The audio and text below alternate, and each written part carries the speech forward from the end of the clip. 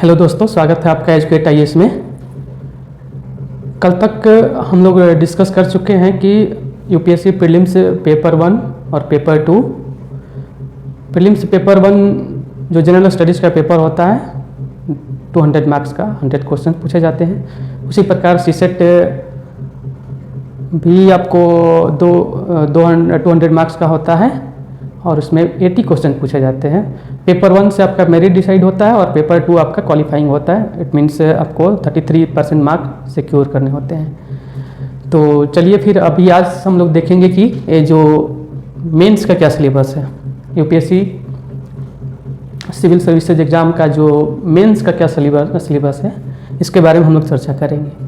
इसके पहले थोड़ा सा हम लोग डिस्कशन ये कर लें कि आखिर 2 दिन 3 दिन 3 क्लासेज हमने सिलेबस पर डिटेल आखिर बात क्यों की। क्योंकि सिलेबस अगर हम अच्छे तरीके से नहीं समझ पाएंगे, जब तक हम लोग सिलेबस को अच्छे तरीके से हमारे जो सबकॉन्शियस माइंड में नहीं चला जाता है, जब भी हम प्रिपरेशन के लिए जाएंगे, जब भी हम लोग तैयारी करेंगे, तो सिलेबस माइंड मेकअप अगर हम किए रहेंगे तो हमें ध्यान रहेगा कि किस लिमिटेशन तक हमको पढ़ना है और किन कोर सेक्टर एरियाज पे फोकस करना है।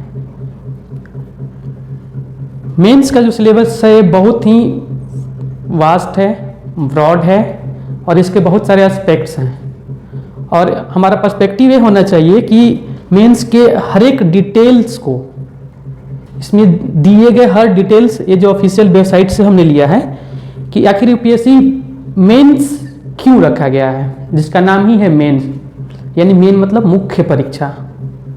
मेन इसलिए कहा जाता है इसको क्योंकि इसी से आपका जो मेरिट डिसाइड होता है।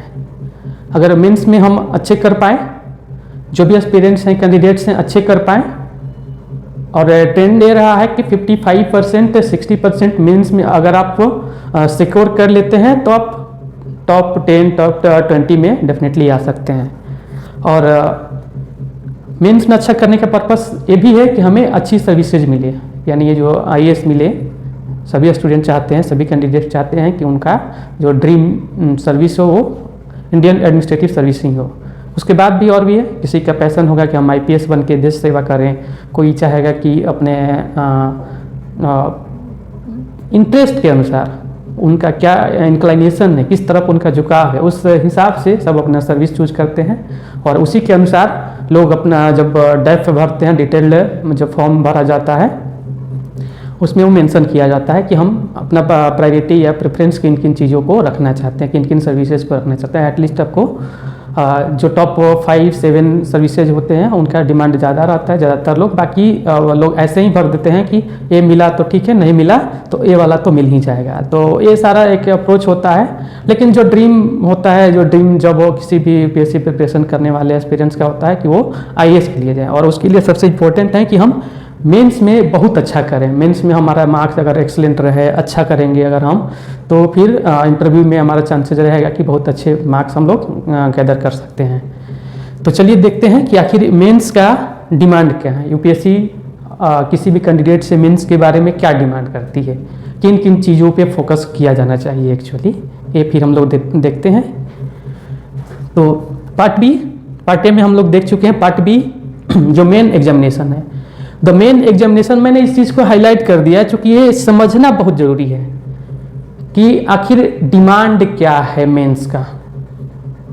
अननेसेसरी चीज़ें हम लोग, अनर्गल चीज़ें मेंस में ना लिखें, टू द पॉइंट रहें, और जितना डिमांड हो उसमें वर्ड लिमिट भी होते हैं। अगर 10 मार्क्स का आपको जीएस में 10 मार्क्स का अगर क्वेश्चन है तो उसमें आपको 150 वर्ड्स होता है, और 12.5 मार्क्स का अगर क्वेश्चन हैं तो उसमें आपको 200 वर्ड्स में जो वर्ड लिमिट है दिया गया है। उसी प्रकार जब 15 मार्क्स के जितने भी क्वेश्चन होते हैं उसमें आपको 250 मैक्सिमम 250 मार्क्स आप लिख सकते हैं। और जो आंसर सीट प्रोवाइड किया जाता है यूपीएससी के द्वारा वो भी लिमिटेड होता है, और उसी में अपना जो इंट्रोडक्शन पार्ट, बॉडी पार्ट और कंक्लूजन पार्ट इंक्लूड करना होता है। तो इस चीज़ पे हम लोग ध्यान देंगे कि जब मेंस के लिए आंसर राइटिंग हम करेंगे तो उसमें हम लोग देखेंगे कि हमारा जो अप्रोच कैसा हो मेंस के लिए, और आंसर राइटिंग के लिए पर्टिकुलरली, क्योंकि अल्टीमेटली अगर मेरे पास कितना भी नॉलेज हो, चाहे हमने पूरा यूपीएससी के जितने सारे सिलेबस को घोर के अगर पी भी लिया है, अगर अच्छे से हम उसको अपने पेपर आंसर शीट पे प्रेजेंट नहीं कर पाए तो फिर उसका कोई फ़ायदा मिलने वाला नहीं है। अच्छे से कहने का मतलब ये है कि जितना आपको डिमांड हो वही टू द पॉइंट। तो देखते हैं, the main examination is intended to assess the overall intellectual traits and depth of understanding of candidates rather than merely the range of their information and memory। Clear cut दिया हुआ है कि इसका purpose से है, इंटेंशन ये है to assess the overall intellectual traits, कि अगर हम पढ़ रहे हैं या यूपीएससी के सिलेबस के थ्रू जा रहे हैं, उसको हम लोग रीड आउट कर रहे हैं और उसको अंडरस्टैंड करने का प्रयास करते हैं, उसको समझते हैं, तो हमारी अपनी समझ क्या बोलता है, एक इंटेलेक्चुअलिटी एक डेवलप हमारे अंदर हो पाती है नहीं। इंटेलेक्चुअल होने का मतलब है नहीं है कि आपके पास बहुत सारा नॉलेज हो, आपने सारा चीज़ रट्टा मार लिया है या मगअप कर लिया है या मेमोराइज कर लिया है, वैसे काम चलने वाला यूपीएससी में नहीं है।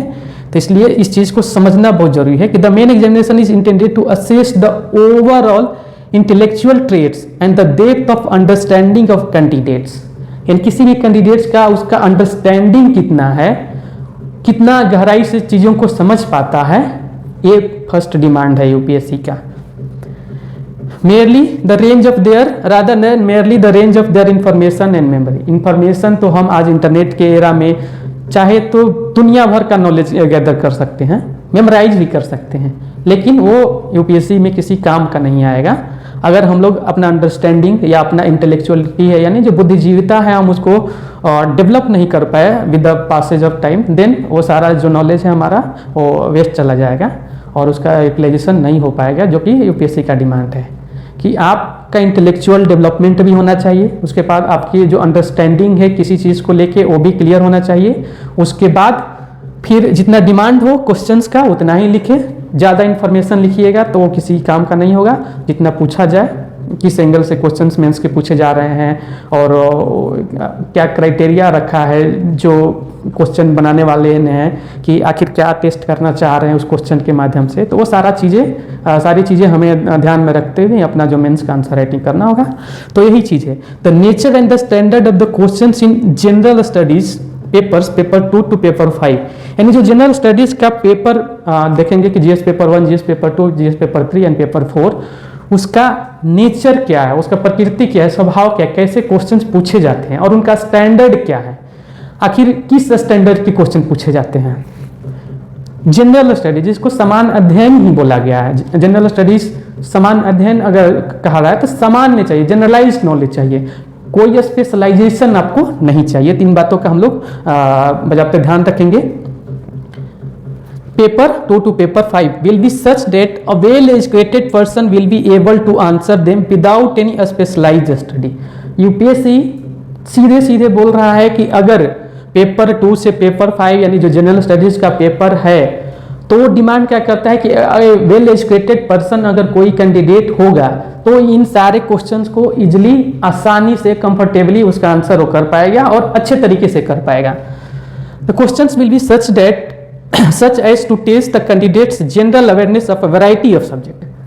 तो पेपर 2 से लेकर पेपर 5 तक में जब हम लोग देखेंगे जीएस के, तब हमें समझ में आएगा कि इसमें वैरायटी ऑफ सब्जेक्ट्स है, केवल एक सब्जेक्ट नहीं है कि अगर हमने इतिहास में बहुत तीर मार दिया तो हमारा सिलेक्शन हो जाएगा, वैसा नहीं होगा। जनरलाइज नॉलेज सारे सब्जेक्ट का चाहिए। कहा जाता है ना कि jack of all trades but master of none, तो वो यूपीएससी का डिमांड है हमारा कि हमें सारी डिटेल्ड जानकारी सारे सब्जेक्ट का होना चाहिए, स्पेशलाइजेशन नहीं चाहिए। नहीं कि हिस्ट्री में हम पीएचडी किए हुए हैं तो हम बहुत अच्छा कर पाएंगे, कोई ज़रूरी नहीं है कि एक जो सामान्य ग्रेजुएशन करने वाले, क्योंकि ग्रेजुएशन का यूपीएससी का डिमांड ये है कि आप ग्रेजुएशन पास हों, that is the first eligibility, that you have passed, you are graduate from any recognised university. तो वो डिमांड है। will be answer them without any specialized study. The question will be such as to test a candidate general awareness of a variety of subjects which will have relevance for a career in civil services। ये सबसे ज़्यादा important है कि candidates general awareness of various subject which will have relevance for a career in civil services। अगर आप civil services join करते हैं, अगर आप किसी डिस्ट्रिक्ट मजिस्ट्रेट के रूप में या डिस्ट्रिक्ट कलेक्टर के रूप में या एसडीएम के रूप में या फिर आईपीएस या और भी जो एलाइड सर्विसेज है उसके रूप में आपका अपॉइंटमेंट होता है यूपीएससी के थ्रू, तो आपको इतना नॉलेज होना चाहिए कि आपके आसपास क्या चीज़ें चल रही है, ठीक है, और उसका रेलेवेंस हो। उसका मतलब ये है कि ये सारी चीज़ें दिन प्रतिदिन जो daily day to day life है उसमें उसका महत्व हो, उसका इम्पोर्टेंस जरूर हो। तो ये है कैंडिडेट जो मेंस लिखते हैं उनका। The questions are likely to test the candidates basic understanding of all relevant issues. Question का आखिर स्टैंडर्ड क्या है कि basic knowledge, first thing basic होना बहुत जरूरी है। इसीलिए बोला जाता है कि एनसीईआरटी है यूपीएससी प्रिपरेशन का बैकबोन है। तो एनसीईआरटी के थ्रू अगर हम जा रहे हैं तो एक बहुत ही हमारा जो बेसिक है धीरे धीरे करके धीरे धीरे डेवलप होगा और उस पर हम लोग फोकस करते जाएंगे। The questions are likely to test the candidate basic understanding of all the relevant issues and ability to analyse and take a view on conflicting take a view on conflicting socio-economic goals, objectives and demands। सबसे पहले आपका understanding हो कि जो relevance issues हैं, जो relevant topics हैं, जो सोसाइटी में चल रहा हो या देश में चल रहा हो, उसके प्रति आप कितना अवेयर हैं, उसका समझ विकसित करना जरूरी है, समझ का होना जरूरी है। Second, and ability to analyse, आप एनालाइज कर सकें कि क्या सही है क्या गलत है और what are all the steps to be taken to sort out the problems and take a view on conflicting socio-economic goals। so many socio-economic goals are being decided by the government of India। तो उसमें बहुत सारे conflict आते हैं, तो उन conflict को, उन सारे जो प्रॉब्लम्स आते हैं खास करके उनको कैसे आप डील कर पाते हैं। गोल्स, ऑब्जेक्टिव्स, इंडियन गवर्नमेंट का अपना एक ऑब्जेक्टिव्स है कि जो भी एडमिनिस्ट्रेटर है वो किसी भी क्षेत्र में अगर जाए तो अच्छा करे वहाँ। और एंड डिमांड्स, और उनका डिमांड्स ये है कि आपको आंसर ऐसे लिखना है कि जितना डिमांड्स हो यूपीएससी का उतना ही लिखना है। और इसमें ये समझना है कि आप जो सोशो इकोनॉमिक गोल्स है, ऑब्जेक्टिव्स है और जो फील्ड लेवल में डिमांड है लोगों का उस पर आप खड़े उतर सकें, ये है यूपीएससी का demand. The scope of the syllabus of the candidates must give relevant, meaningful and subsistent answers. अब हम लोग देख सकते हैं कि कैंडिडेट से क्या डिमांड किया जा रहा है कि मीनिंगफुल उनका आंसर हो, ताकि जो एग्जामिनर है वो अच्छे से उसको समझ सके कि हाँ क्वेश्चन क्या बोल रहा है और कैंडिडेट ने एक्चुअली प्रेजेंट क्या किया है, लिखा क्या है, उसका स्ट्रक्चर कैसा है। और हैंडराइटिंग भी बहुत बड़ा मायने रखता है कि अगर हम बहुत सारा नॉलेज रखे हैं अब उसको प्रॉपरली हम लिख ही नहीं पाते हैं, आंसर शीट जब दिया जाता है तो जल्दबाजी के चक्कर में पढ़ने लायक नहीं होता है, तो वहाँ प्रॉब्लम खड़ी हो जाएगी। फिर आपका मार्क्स जो डिडक्शन हो जाएगा, यानी जहाँ आपको 10 में से 6-7 मिलना चाहिए वहाँ 3-4-5 पे अटक जाएगा। तो ये सारा चीज़ें इसका ध्यान रखेंगे। The scope of the syllabus for optional subject papers, paper 6 and paper 7 for the examination is broadly of the honors degree level, that is a level higher than the bachelor's degree and lower than the master's degree। हाँ, एक important चीज़ है कि इसमें जो 6 and 7 papers होते हैं उसमें आपको एक ऑप्शनल सब्जेक्ट रखना होता है। ऑप्शनल सब्जेक्ट इसमें डिटेल्ड में दिया हुआ है कि at least 30 subject will be there, कि आपको आपके इंटरेस्ट के अनुसार या आपके पकड़ के अनुसार या फिर आप कह सकते हैं कि आप किस चीज़ में ज़्यादा कम समय में अच्छा कर सकते हैं। अच्छा करने का मतलब कि अच्छा आंसर उस पर लिख सकते हैं। तो और सीधे सीधे यूपीएससी बता रहा है कि for the examination broadly of the honours degree. Honours अगर कोई कैंडिडेट, कोई स्टूडेंट नॉर्मल अगर बीए पास करता है या ग्रेजुएट करता है या बैचलर्स का डिग्री लेता है वो तो ठीक है, लेकिन जो लेवल होगा वो ऑनर्स के लेवल का होगा। ऑनर्स कहने का मतलब कि at least he must have secured 45%। Criteria नहीं है, यूपीएससी का एलिजिबिलिटी क्राइटेरिया नहीं है, लेकिन जो ऑनर्स लेते हैं उनके लिए ये जरूरी है कि वो 45% मार्क्स लेकर ही पास हो जाएंगे। तो इन बात का हम लोग ध्यान रखेंगे। That is a level higher than the bachelor's degree, यानी जो सामान्य नॉर्मल तरीके से जो बैचलर्स होते हैं उनसे थोड़ा सा हायर। ऑनर्स का मतलब है कि आपको एक प्रतिष्ठा विषय मिल जाता है। And lower than the masters degree, और जो मास्टर्स डिग्री है, अगर किसी ने मास्टर्स इन इकोनॉमिक्स किया है, मास्टर्स इन पॉलिटी किया है, इंडियन पॉलिटी, या मास्टर्स इन ज्योग्राफी किया है, तो या फिर कोई भी चाहे इंजीनियरिंग बैकग्राउंड से हो या एमबीबीएस किए हो या कोई भी आप मास्टर्स डिग्री किए हैं, तो उस लेवल से थोड़ा सा कम होगा। और जो बैचलर्स लेवल है उससे थोड़ा ज़्यादा होगा, यानी जो ऑनर्स का है कि एटलीस्ट तो उसको अच्छा खासा अंडरस्टैंडिंग होगा तभी उन्होंने ऑनर्स किया हुआ है, ऐसा होगा। तो हम लोग होप कि आप अंडरस्टैंड कर पा रहे हैं कि बैचलर्स डिग्री के थोड़ा सा लेवल उससे ज़्यादा होगा, और मास्टर्स मतलब बैचलर्स और मास्टर्स के बीच का कड़ी है। In the case of engineering, medical sciences and law, the level corresponds to the bachelor's degree. और अगर कोई मेडिकल में हो या इंजीनियरिंग में हो या साइंस या लॉ में हो तो उसको बैचलर्स डिग्री तक, ऐसा यूपीएससी कहता है। बाकी जब पेपर आता है सामने, कोई भी कैंडिडेट्स अगर किसी चीज़ को एनालाइज करने जाता है, उसको जब देखने जाता है तो उसको समझ में आता है कि एक्चुअली इसका लेवल क्या है, ठीक है। And level corresponds to bachelor degree.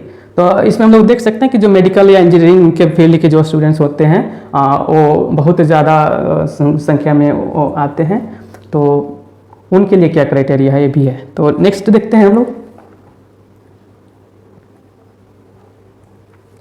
हाँ, फिर है कि services main examination are given as below. Syllabi of the papers included in the scheme of civil services main examination are given as follows. ये है सबसे पहला चीज एंड फॉरमोस्ट इंपॉर्टेंट चीज है कि qualifying papers on Indian languages and English. यहाँ ध्यान देने वाली बात है कि पहले ही यूपीएससी आपको जब कोई मेंस के लिए आंसर लिखने जाता है, उसका डेट जब फिक्स होता है तो सबसे पहला अगर कोई पेपर आएगा तो वो इंडियन लैंग्वेजेज का आएगा, या फिर सेकेंड जो पेपर होगा जो पार्ट उसमें सेकेंड पेपर जो पार्ट बी होगा वो इंडियन लैंग्वेजेस प्लस इंग्लिश। अब उसका भी हम लोग देखेंगे कि वो कौन कौन से कोर सेक्टर से क्वेश्चन पूछे जाते हैं। तो सबसे पहली चीज़ ये है कि qualifying papers on Indian languages. 8 schedule में जितने भी जो लैंग्वेजेज है उसमें से किसी एक सब्जेक्ट को आपको ऑप्ट करना होता है, और सेकेंड पेपर इसमें जो क्वालिफाइंग नेचर का जो इंग्लिश पेपर है वो सबके लिए कॉमन है, सबके लिए मैंडेटरी, सबके लिए कंपलसरी है। The aim of the paper is to test the candidate's ability to read and understand serious discursive prose and to express his ideas clearly and correctly in English and Indian languages concerned। अगर कोई भी, इसका purpose क्या है कि कोई भी व्यक्ति को जब ऑप्ट किया जा रहा है सेंट्रल सर्विसेज के लिए या ऑल इंडिया सर्विसेज के लिए, आईएएस हो, आईपीएस हो या आईआरएस हो, इन सर्विसेज के लिए, तो वो बेसिक रिक्वायरमेंट उसका क्या है कि read and understand serious discursive prose and to express his ideas clearly and correctly. पहला चीज इन इंग्लिश में हो, और दूसरा क्या है एनी इंडियन लैंग्वेजेस, जो 8th शेड्यूल में आपको मेंशन किया गया। यूपीएससी बताएगा कि किन किन जो इंडियन लैंग्वेजेस को आप ऑप्ट कर सकते हैं। तो ये आप होप आप you can understand, I hope are you getting me. The pattern of the questions would be broadly as follows. अब इसमें जैसे पैटर्न है उसका क्या है,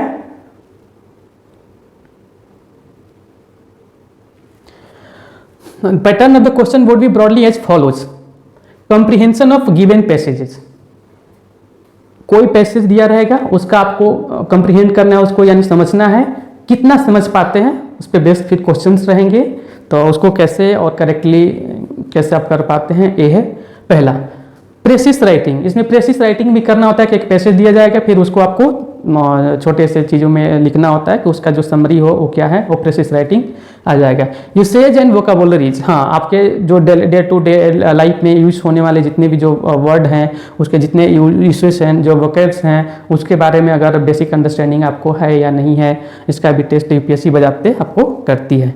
तो ये फिर देखते हैं नेक्स्ट शॉर्ट एसेज। फिर इसमें आपको शॉर्ट एसेज भी लिखा जाता है। हम लोग इसमें ऐसे भी है जो कि मेरिट ऑर्डर में जिसका कैलकुलेशन किया जाता है, जो आपको 250 मार्क्स का होगा, उसका फिर हम लोग देखेंगे कि उसका एसे और इस एसेज का यहाँ सीधे सीधे मेंशन कर दिया गया शॉर्ट एसेज, यानी वैसा एसेज नहीं होगा जो आपको मेन एसे में पूछा जाएगा, जिसका मार्क्स आपको मेरिट में, फाइनल मेरिट में ऐड किया जाता है, वैसा ऐसे नहीं, शॉर्ट एसे होगा, ताकि आपकी एक बेसिक अंडरस्टैंडिंग समझ में आए।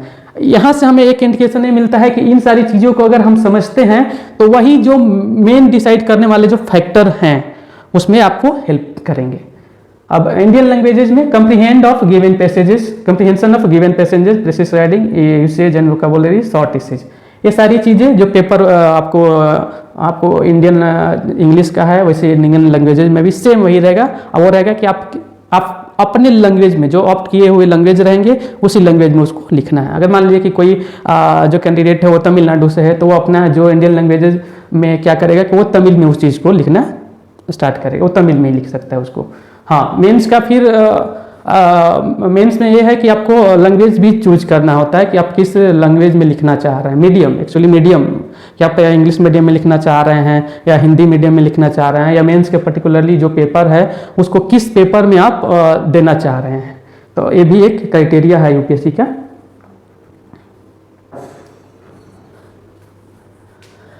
Short essays, translation from English to the Indian languages and vice versa. उसमें एक और चीज इसमें जोड़ दिया गया इंडियन लैंग्वेजेज में, translation from English to the Indian languages and vice versa. इसको ध्यान देने वाली कि आखिर यूपीएससी हमसे ट्रांसलेशन क्यों चाहता है, कि हम एक ट्रांसलेटर बन करके इस चीज को हम समझ पाए। इसका कारण ये है कि ये ऑल इंडिया सर्विसेज होता है। ये जरूरी नहीं है कि जो आपने डैप में या जो आपने पोस्ट प्रेफरेंस में दिया है कि हाँ बिहार कैडर मुझे चाहिए या यूपी कैडर चाहिए, या फिर आपको जो आपके चॉइस के, आपके एरियाज के, आप जिस नॉर्थ से या साउथ से बिलोंग करते हैं, वो जरूरी नहीं है। इसीलिए कि अगर आप जाएं तो उस चीज़ को भली भांति आप समझ सकें, कि अगर इंग्लिश में कोई चीज़ लिखा हुआ है तो उस इंडियन लैंग्वेजेज में आप उसको कन्वर्ट कर सकते हैं, समझ सकें, लिख सकें। Translation from English to the Indian languages and vice versa. Hindi से इंग्लिश, इंग्लिश से हिंदी, हिंदी जैसे इंग्लिश से तमिल, तमिल से इंग्लिश, या फिर जो वाइस वर्सा जो आपने लैंग्वेज ऑप्ट किया है। The papers on Indian languages and English will be of matriculation और इक्विवेलेंट स्टैंडर्ड। यहाँ भी आपको बता दिया गया है कि जो पेपर्स होगा हिंदी का या कोई इंडियन लैंग्वेजेज का या फिर इंग्लिश का, उसका स्टैंडर्ड मैट्रिकुलेशन होगा। यानी आपने 10th किया हुआ है और उसको अच्छे से अगर समझ पाए हैं कि इसका डिमांड क्या है, तो यूपीएससी का डिमांड है कि उसका स्टैंडर्ड जो होगा वो मैट्रिकुलेशन हो, उससे ज़्यादा नहीं होगा, and will be of qualifying nature only. हाँ, इसमें थोड़ा ध्यान देने वाली बात है कि ये जो इंडियन लैंग्वेजेस के पेपर है एक क्वालिफाइंग है, इसमें केवल क्वालिफाई करना होता है आपको। इसका जो मार्क्स है, जो मार्क्स आप ऑब्टेन करेंगे वो फाइनल मेरिट में नहीं जोड़ा जाएगा। The marks obtained in this papers will not be counted for ranking. Clear cut. Next,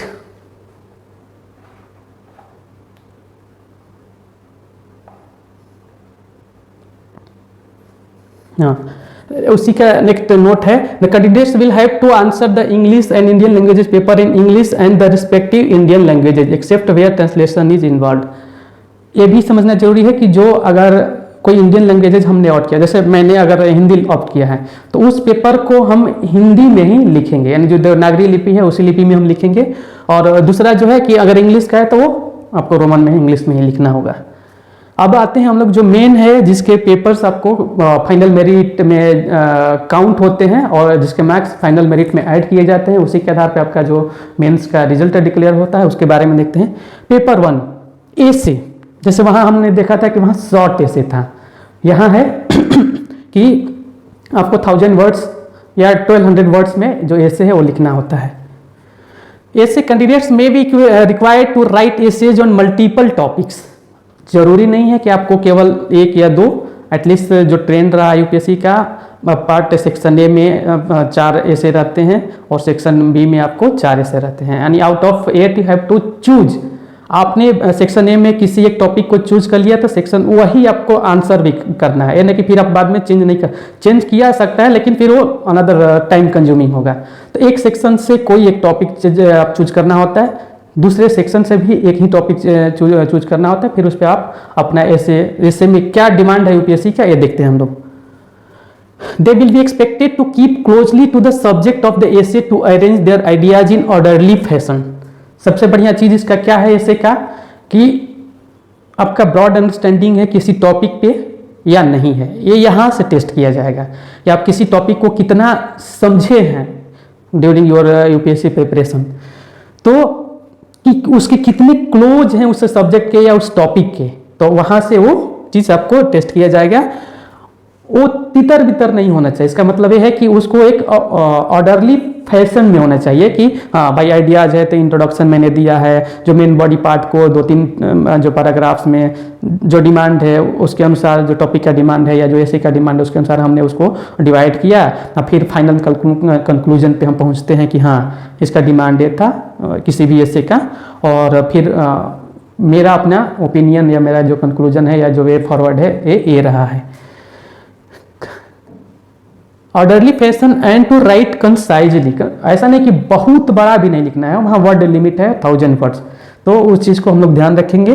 credit will be given for effective and exact expression, ये चीज़ थोड़ा सा अलर्ट रहने का है कि credit will be given for effective and exact expression, यानी जो ऐसे में आपको पूछा गया है उसी के बारे में अगर आप एक्सप्रेस करते हैं तो आपको क्रेडिट ज़्यादा मिले। क्रेडिट करने का मतलब उस पर मार्क्स, हायर मार्क्स आने के चांसेस ज़्यादा रहते हैं। तो ऐसे भी आपका 250 मार्क्स का होता है, 2 ऐसे आपको लिखने होंगे और इसका डिमांड क्या यूपीएससी का देख सकते हैं। सेकेंड पेपर है हमारा general studies paper 1। General studies paper 1 में यूपीएससी का सिलेबस है general studies 1 Indian heritage and culture, यानी भारतीय जो विरासत है उसके बारे में हमें जानना है कि भारत का इतिहास कैसा रहा है, यहाँ की कल्चर यानी जो संस्कृति कैसी रही है। तो यूपीएससी सिलेबस को ध्यान से पढ़ने पे हमें समझ में आता है कि यूपीएससी हमसे क्या डिमांड करता है कि आप अपने भारत के बारे में जानें। Know your country, know your nation, then only you can understand the actual problems faced by the people of the country. कि उसके लिए ज़रूरी है कि आप अपने कल्चर को समझिए। इंडियन जो कल्चर है बहुत ही डाइवर्स है, इसके डाइवर्सिटी को समझिए। तो जब तक इसके डाइवर्सिटी को नहीं समझेंगे, डाइवर्स कहने का मतलब यह है कि north Indian culture, south Indian culture, या जो वेस्टर्न कल्चर या फिर ईस्टर्न कल्चर, तो इस जैसे बंगाल का क्या कल्चर है, असम का क्या कल्चर है, that will be very much different from that of Gujarat और Rajasthan. Likewise, we can say that the culture of North India is entirely different from the culture of South India. South India's culture is very very different because I am staying here. Heritage and culture, history में फिर से हम लोग वही करेंगे कि जैसे prelims में हमने देखा था कि एंशियंट, मेडाइवल, मॉडर्न और फिर आर्ट एंड कल्चर। तो art and culture and Indian heritage तो यहाँ आ गया, फिर हिस्ट्री में वही एंशियंट, मॉडर्न और मेडाइवल देखेंगे, and geography of the world and the society. फिर इसमें हम लोग वर्ल्ड ज्योग्राफी पे थोड़ा ज़्यादा इंफेसिस दिया गया कि पेपर 1 में आपको इंडियन ज्योग्राफी भी है, वर्ल्ड ज्योग्राफी भी है। तो अनदर पोर्सन हमारा सोसाइटी का पोर्सन है। सोसाइटी में जो इंडियन सोसाइटी है, अभी जस्ट हमने बोला कि to know India is the first and the most important thing while preparation for UPSC, कि इंडियन कल्चर क्या है, इंडियन हेरिटेज क्या है, इंडिया का इतिहास क्या रहा है, what is the Indian history, उसको समझेंगे। उसके बाद फिर हमें समझ में आएगा कि सोसाइटी के बारे में जब इतिहास पढ़ेंगे या हम आसपास अपने आस पड़ोस में देखते हैं, जहाँ भी हम लोग रहते हैं, तो हम समझ पाते हैं कि हमारा सोसाइटी, हमारा समाज कैसा है, और इसके बारे में हमें जानकारी होना बहुत ज़रूरी है। तो फिर फर्दर इसके जो डिटेल्ड एनालिसिस है उसको देखते हैं कि इसमें डिटेल्ड इसके सिलेबस क्या क्या है। Indian culture will cover the salient feature और salient aspects of art forms, यानी कौन कौन से आर्ट्स, जैसे पेंटिंग हो गए, म्यूजिक हो गए, डांसेज हो गए, तो बहुत सारे आर्ट फॉर्म्स हैं, आर्किटेक्चर्स हैं, literature and architecture from ancient to modern times. Clear cut यहाँ इंडिकेशन है कि एंशियंट से लेके मॉडर्न टाइम तक जितने भी आर्ट एंड कल्चर हैं वो सारे चीज़ को हमें कवर करना है, किसी भी चीज़ को हम स्किप नहीं कर सकते, ये हमें ध्यान में रखना है। Next, modern Indian history from about the middle of the 18th century until the present, significant events, personalities, issues. अब मॉडर्न इंडियन हिस्ट्री में क्या, about the middle of the 18th century, अगर देखा जाए तो 1857 के बाद से ही माना जाता है कि जो मॉडर्न इंडियन हिस्ट्री है स्टार्ट होता है, क्योंकि some historians claim that the revolt of the 1857 was the first revolt against the Britishers. तो वहाँ से फिर वो एक कैटेगराइजेशन देते हैं कि हाँ, अगर मॉडर्न हिस्ट्री कर रहे हैं तो कहाँ से कहाँ तक का। तो 1857 के बाद का जो पीरियड है, या 1800 यहाँ ऑलरेडी दिया हुआ है कि in the middle of the 18th century. 18th century का मतलब है कि आप थोड़ा सा बैक जाएं, थोड़ा सा बैक अगर जाते हैं तो जब यहाँ रेगुलेटिंग एक्ट वगैरह आता है, देखेंगे के बारे में हेस्टिंग्स का जो रेगुलेटिंग एक्ट है 1772 का, तो उस पीरियड में फिर वहाँ से, क्योंकि वहाँ से रूल रेगुलेशंस बनने इंडियन को गवर्न करने के लिए शुरू हो जाते हैं। और बहुत सारे हिस्टोरियंस क्लेम में करते हैं कि जब औरंगजेब की मृत्यु हो जाती है 1707 में, उसके बाद से ही मॉडर्न स्टार्ट हो जाता है। तो सारे हिस्टोरियंस का अलग अलग अपना क्लेम है। फिर हम लोग फर्दर देखेंगे कि मॉडर्न हिस्ट्री में मेंस में कैसे कैसे क्वेश्चंस और किस कोर एरियाज पे ज़्यादा क्वेश्चन पूछे गए हैं या फोकस किया गया है। Until the present significant events, personalities, issues, ठीक है। तो जो सिग्निफिकेंट इवेंट्स है जैसे रिवोल्ट ऑफ 1857, उसके पहले जैसे बहुत सारे जो नेशनल मूवमेंट नहीं, मतलब उसके पहले जितने भी जो मोमेंट्स हुए ब्रिटिश गवर्नमेंट के अगेंस्ट में, वो सारी चीज़ों को ध्यान में रखना है। पर्सनालिटीज़ कौन कौन से रहे हैं, जैसे इंडियन नेशनल मूवमेंट में बहुत सारे पर्सनालिटीज़ हैं, उनके बारे में हमें ध्यान देना। एग्जाम्पल के रूप में जैसे बिरसा मुंडा से स्टार्ट करके हम लोग देखेंगे कि महात्मा गांधी, डॉक्टर अम्बेडकर और सरदार पटेल, जवाहरलाल नेहरू, मोतीलाल नेहरू, ये सारे जो बीच में हम लोग देखेंगे कि एक बहुत ही young energetic young angry man Bhagat Singh आते हैं, और भगत सिंह पूरे जो ब्रिटिश से हुकूमत है, ब्रिटिश हुकूमत की जड़ें हिला देते हैं। तो उन सारे चीज़ों को हम लोग देखेंगे। Significant events, personalities, issues, the freedom struggle, its various stages and important contributions from different parts of the country. Same thing जैसे फ्रीडम स्ट्रगल हो गया, यानी 1857 के बाद वाला जितना पोर्शन है उन सारे पोर्शन में, और फिर हम लोग देखेंगे कि 1900 के बाद वाला जो पोर्शन है, 1905 जो बंग हुआ, उसके बाद 1909 का जो एक्ट है, फिर 1919 का एक्ट है, रॉलेट एक्ट है, फिर गांधी का एंट्री होता है, अंबेडकर आते हैं, और उसी पीरियड में भगत सिंह का अपना जो रिवोल्यूशनरी मूवमेंट चलता है, क्या और भी जितने जो फ्रीडम फाइटर्स रहे हैं उनके बारे में, उनके कंट्रीब्यूटर्स यानी उनके जितने भी जो कंट्रीब्यूशंस हैं और जो कंट्रीब्यूटर्स रहे हैं इंडियन फ्रीडम स्ट्रगल में, उनके बारे में हमें जानना बहुत ज़रूरी है। तो from different parts of the country, चाहे वो साउथ से हो या नॉर्थ से हो या कहीं से भी, पूरे हमारे देश के जितने भी जो फ्रीडम फाइटर्स थे उनके बारे में हम लोग समझेंगे। इसके स्टेजेस क्या क्या रहे, किन किन स्टेजेस, जैसे बोला जाता है कि बिफोर गांधी, आफ्टर गांधी, या फिर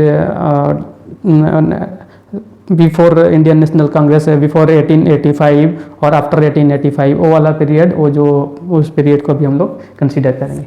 इसमें जैसे प्रीलिम्स में आपका था कि पोस्ट इंडिपेंडेंस वाला पोर्शन नहीं था, लेकिन post independence consolidation and reorganisation within the country. तो इसमें हमारा देखने वाली बात यह है कि पोस्ट इंडिपेंडेंस का चैप्टर भी इसमें इंक्लूड किया गया है, ताकि हम जो प्रेजेंट जो कंटेम्प्रेरी हिस्ट्री है उसके बारे में हम समझ सकें। ठीक है, तो इन सारी चीज़ों को हमें ध्यान रखना है।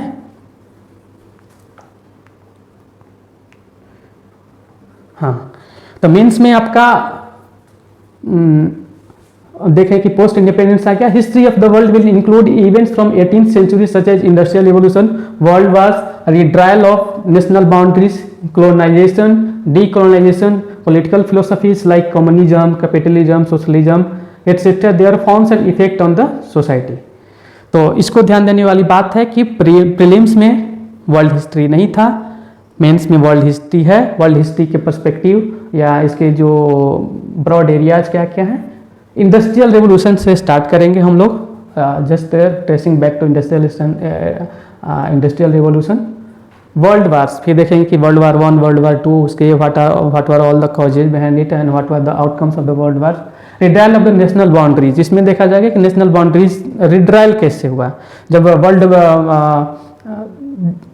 के जितने जो पॉलिटिकल सिस्टम उथल पुथल मच रहा था, तो जरूरी था कि हर एक कंट्री का अपना एक पॉलिटिकल बाउंड्रीज हो, तो उसको redrawal of the national boundaries. Colonization, कि ब्रिटिशर्स ने ऑलमोस्ट हर देश को कॉलोनाइज किया, ब्रिटिश ही नहीं करेंगे, यूरोपियन कंट्रीज कहेंगे हम लोग एक्चुअली, कि इन्होंने पूरे संसार के हर एक ऑलमोस्ट हर एक कंट्री को कॉलोनाइज किया। उन्होंने अपना जो ट्रेड वहाँ एस्टेब्लिश किया, वहाँ के पॉलिटिकल सिस्टम में इंटरफेरेंस किया। तो देखेंगे फिर डीकोलोनाइजेशन क्या होता है। कॉलोनाइजेशन के जस्ट अपोजिट है डीकोलोनाइजेशन। इसमें ये होता है कि भाई अब आए, आप यहाँ रहे, यहाँ व्यापार के, यहाँ के लोगों का जीवन तहस नहस किया, आप जाइए। तो ये सारी चीज़ें। फिर पॉलिटिकल फिलोसफीज लाइक कम्युनिज्म, तो कम्युनिज्म एक बहुत अच्छा कंसेप्ट है, इसके बारे में हम लोग देखेंगे। कैपिटलिज्म, कैपिटलिज्म यानी जो पूंजीवाद है, इसके बारे में हम लोग समझने का प्रयास करेंगे। सोशलिज्म यानी समाजवाद। 3 political philosophies, communism, capitalism and socialism.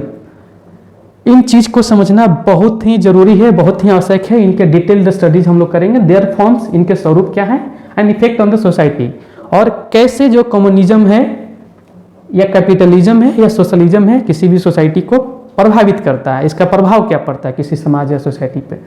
Salient features of Indian society, diversity of India.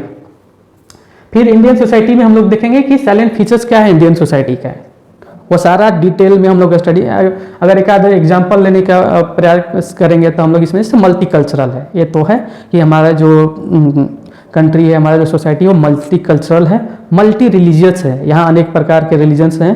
And इसका एक और खूबी है कि कास्ट सिस्टम जो है यहाँ एग्जिस्ट करता है इंडियन सोसाइटी में। एंड डाइवर्सिटी ऑफ इंडिया, और ये बहुत ही डाइवर्स है, यानी जो नॉर्थ का कल्चर है that is entirely different from south Indian culture, तो डाइवर्सिटी भी बहुत है।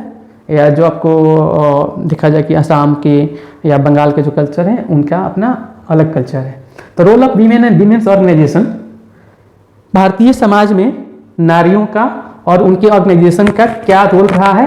Population and associated issues, Bharat में जो अभी देखेंगे कि 1.4 बिलियन पीपल ऑलमोस्ट हो गए हैं, अगर डाटा रिलीज कर दिया गया गवर्नमेंट के द्वारा तो ऑलमोस्ट 140 करोड़ लोग जरूर रहेंगे।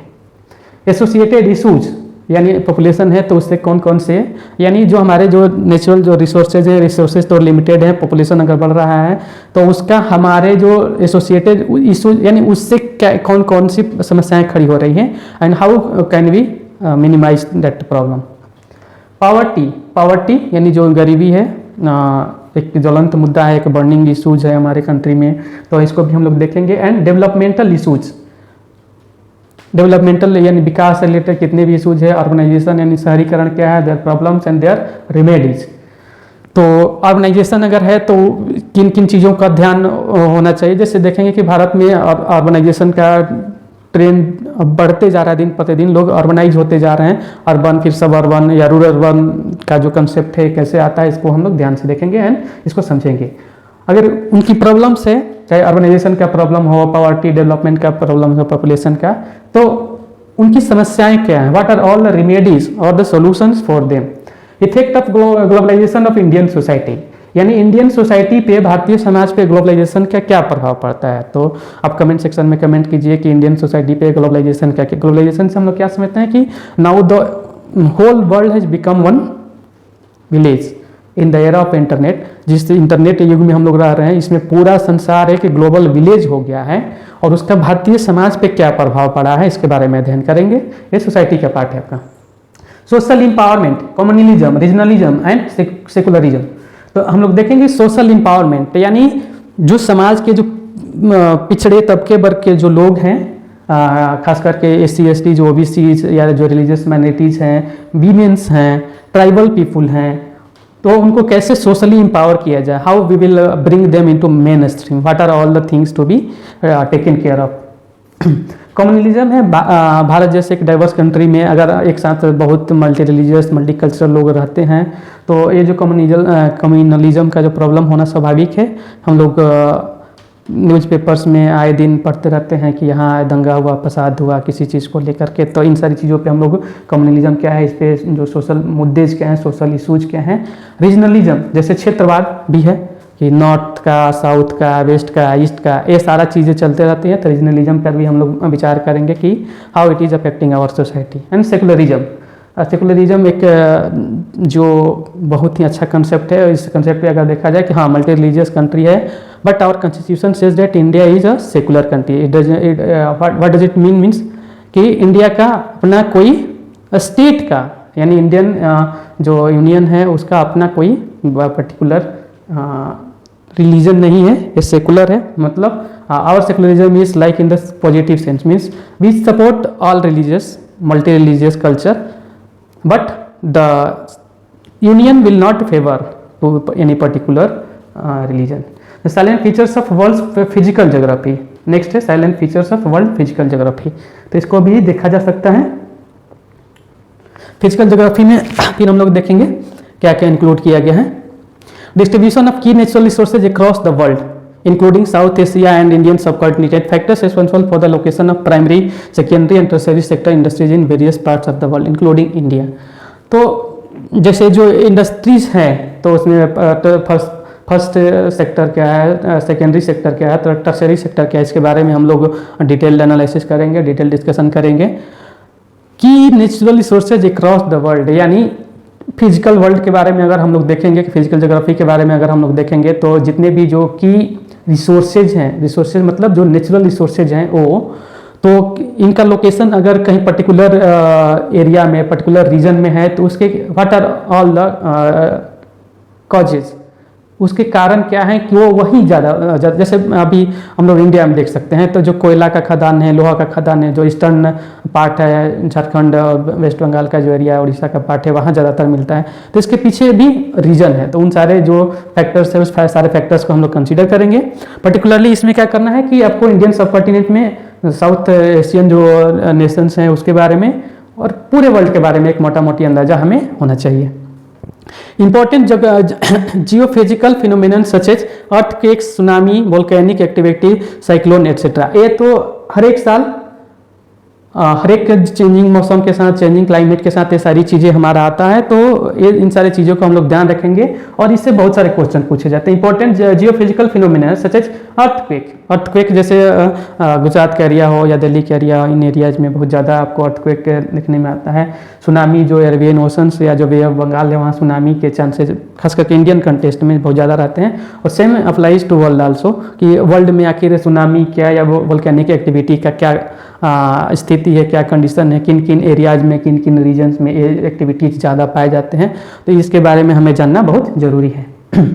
Geographical features and their location changes in critical geographical features including water bodies and ice caps and in flora and fauna and the effects of such changes। अब हम लोग देखेंगे कि जैसे क्लाइमेट चेंज या फिर ग्लोबल वार्मिंग, उसी प्रकार अगर फिर हम लोग थोड़ा सा और ध्यान दें तो हमें समझ में आएगा कि जो आइस कैप्स हैं उनका क्या आखिर स्थिति है, कि अगर ग्लोबल वार्मिंग होता है तो उसका जो ग्लेशियर्स हैं उन पे क्या प्रभाव पड़ता है, इन सारी चीज़ों को ध्यान में देखेंगे।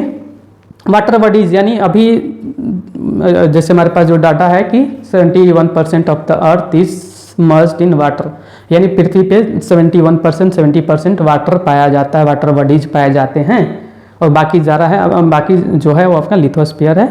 फिर और इसमें अध्ययन, डिटेल अध्ययन जब हम करेंगे तो फिर flora and fauna and effects of such changes के, और ऐसे परिवर्तन जब होते हैं, ग्लोबल वार्मिंग हो रहा है, क्लाइमेट चेंज हो रहा है, बर्फ पिघल रहा है, तो उसका हमारे देश पे या पूरे संसार पे क्या प्रभाव पड़ता है। ऐसा कोई परिवर्तन होता है तो उसका आखिर क्या चेंजेस देखने को मिलते हैं, इसके बारे में हम लोग डिटेल अध्ययन करेंगे।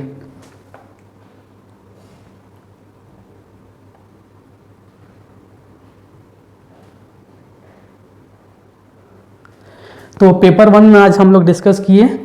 आज हमने डिस्कस कर लिया कि जो इंडियन लैंग्वेज का पेपर है या इंडियन जो इंग्लिश का पेपर है, वो जो क्वालिफाइंग नेचर्स के होते हैं, एसी का पेपर है, एसी पेपर का क्या क्राइटेरिया है, और फिर जनरल स्टडीज़ पेपर 1। तो कल फिर अगर हम आएंगे तो फिर हम लोग जनरल स्टडीज़ पेपर 2 का जो पोर्शन है उन सारे पोर्शंस को कवर करेंगे, और सिलेबस को थोड़ा सा पेशेंटली हम लोग काम करेंगे इस पर, कि आराम से पहले सिलेबस को समझे, फिर इसमें जितने भी कीवर्ड्स हैं, जैसे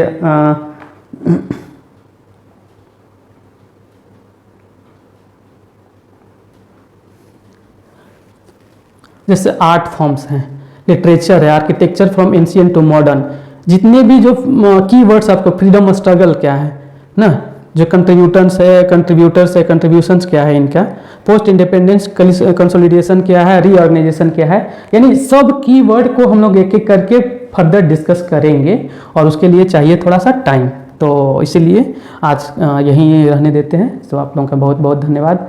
होप कि आप लोग एंजॉय कर रहे हैं और इस चीज़ को समझते जा रहे हैं। और अगर कुछ साउंड में प्रॉब्लम हो, वीडियो क्वालिटी में कोई दिक्कत हो, तो आप कमेंट सेक्शन में हमें ज़रूर बताइएगा, ताकि हम फर्दर जो बनाए उसमें हम इम्प्रूवमेंट कर सकें। और आपके जो फीडबैक है मोस्ट वेलकम। Thank you.